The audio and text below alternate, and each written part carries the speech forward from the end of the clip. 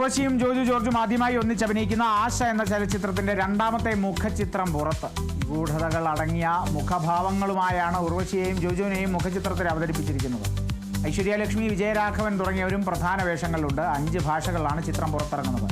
നവാഗതനായ സഫർ സനൽ സംവിധാനം നിർവഹിക്കുന്ന ചിത്രം നിർമ്മിക്കുന്നത് വിനായക അജിത്താണ്.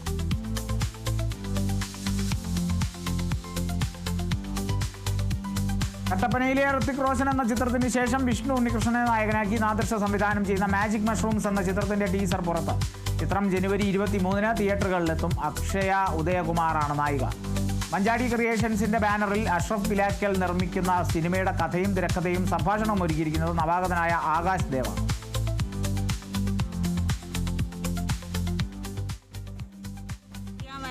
ഇനി പെണ്ണു കെട്ടിച്ചു കൊടുക്കാൻ പോണേ.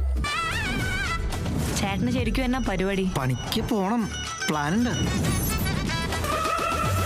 അഴുക്ക ചെറുക്കൻ, തന്തേക്കാൾ മോശം. നിന്റെ